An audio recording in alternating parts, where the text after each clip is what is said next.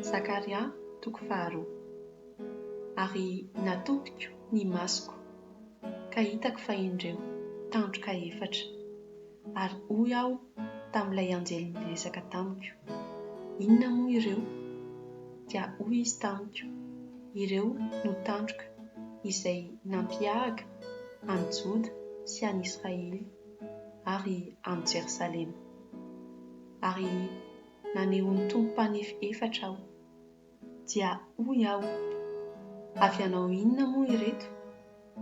Ary izy niteny hoe, ireo no tandroka nampiahaka an'i Joda ka tsy nisy olona nanandratra ny lohany, fa ireto kosa dia avy hampatahotra azy mba hampiongana ny tandroky ny firenena, dia izay nanandratra ny tandrony tamin'ny tanin'i Joda anely azy.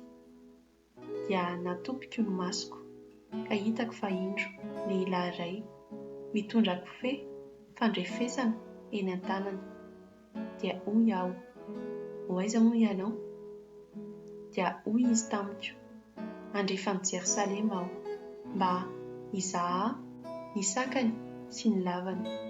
Ary indro nandroso ilay anjely niresaka tamiko, ary nisy anjely iray hafa nandroso hitsena azy, ka niteny taminy hoe, mihazakazà ka milaza amin'io zatovy io hoe, hijanona ho tanàna tsy mimanda i Jerosalema noho ny hamaroan'ny olona sy ny biby fiompy ao aminy.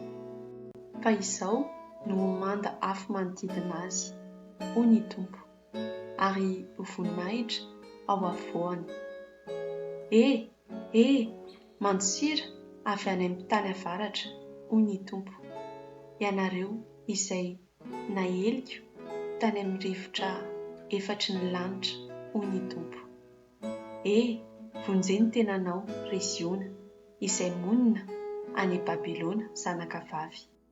Fa izao no lazain'Andriamanitra, tompon'izao rehetra izao, izay nanirakai hampiseho voninahitra tany amin'ireo firenena izay nahamabo anareo.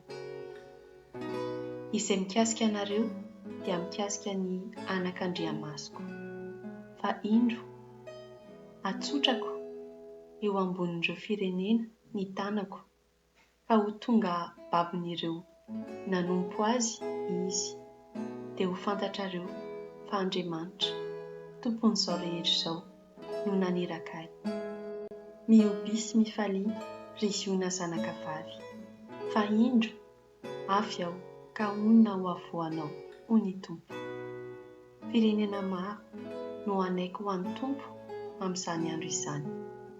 Ho oloko izy ary hitoetra ao avoanao aho, dia ho fantatrao fa Andriamanitra, tompon'izao rehetra izao, no nanirakai ho aminao. Ary ny tompo hanana ny Joda ho anjarany ao amin'ny tany masina, ary mbola hifidy an'i Jerosalema indray.